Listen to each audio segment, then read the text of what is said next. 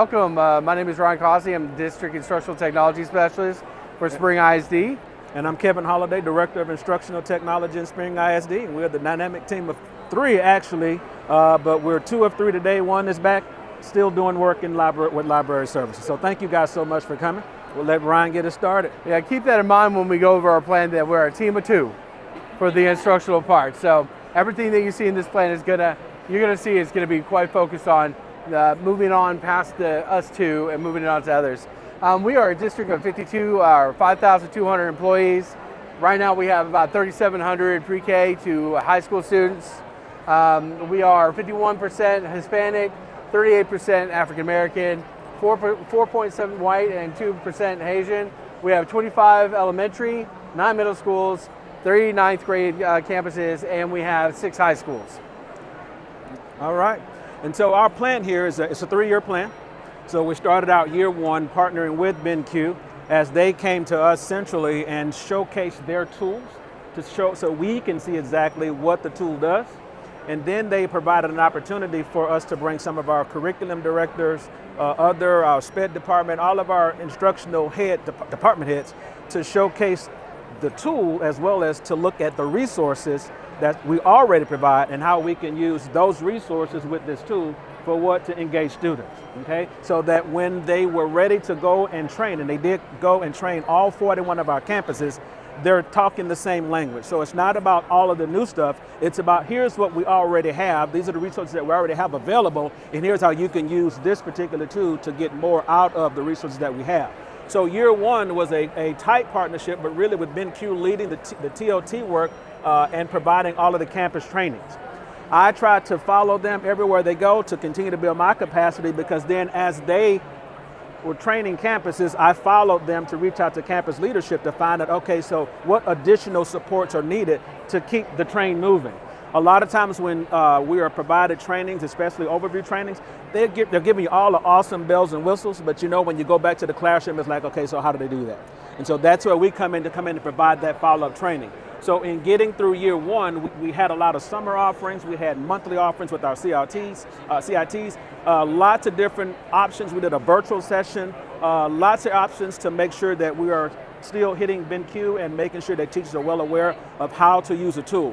When we get into the 2nd year, then we start pulling away from BenQ, really start doing our own trainings, looking for awesome teachers, early adopters out there that are doing amazing things in the classroom. We have classrooms with teachers that are extremely innovative, they're doing cool things. And so one of the things we always highlight is students at the board. Teachers do great at the board, but we want to get the kids up here. That's what we push out on social media. But we also look for those teachers that are really doing some cool things with the tool and have them train. That's where the magic happens, because it's only 2 of us, okay? So if we can get that awesome early adopter to provide that support at the campus, that's where it's at. Now we're also looping in our CIT, Campus Instructional Technologists. It's only 2 of us.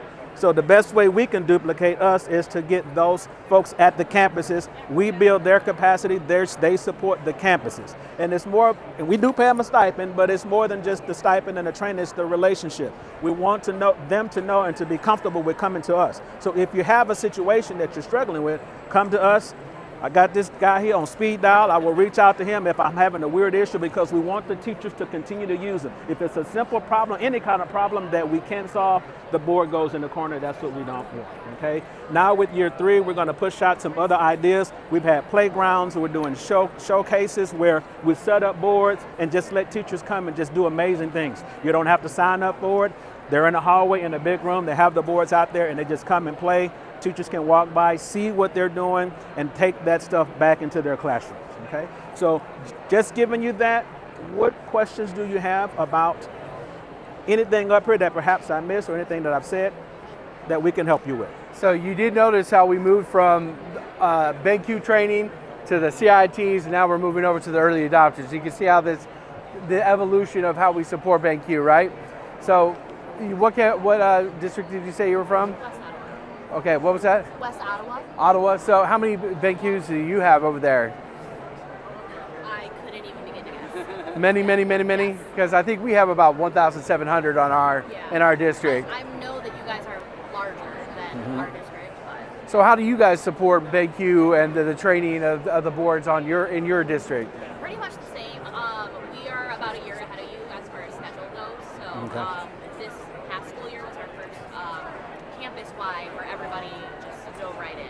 Okay, and they, I mean, just right off the bat without support, like they were ready to go. Yeah, so we had tons and tons of support where we had early adopters, we had BenQ came in and worked with us as campus leaders, and then has been really supportive for our individual teachers. I think it's a natural progression to move that way anyways, right?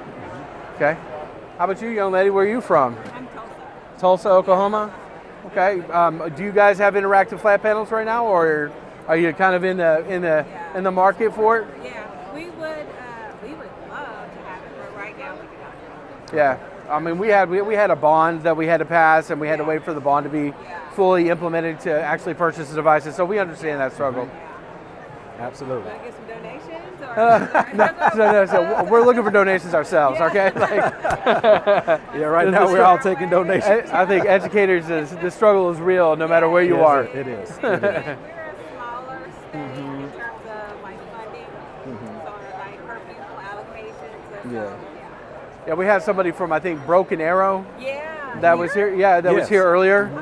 Yes. Yeah, and they had version 1, 2, 3, and 4 in their district. So they had 4 different generations of the BenQ board, and that was interesting to talk to them about. Broken Arrow is the largest school district in Tulsa. Well, Oh, really? In that area, in our area. So it's the largest. Well, you know, I guess if you have any questions, you can reach out to them. Yeah. Absolutely, Absolutely. because they have a full implementation there for sure. Yeah. Awesome. Awesome. Anything else? Come on, hit us with the difficult questions. Let's Yeah. go. Come on. Good. Well, we appreciate y'all here. Appreciate it. Definitely. Absolutely. Look for those teachers doing amazing things and rope them in. Always. Teachers love to train. They love to showcase what they're doing. So take advantage of That that. in Take itself is advantage a of that reward to them. You know what I mean? That's where you learn the most. Is Absolutely. Just kind of somebody has a creative spark, and then that fuels the fire for everybody Yes, else. absolutely. Absolutely. It's infectious. I remember when I was just a CIT, a lonely CIT, that's what I would look for, you know what I mean? Those opportunities to show what I could do and show how I could help others.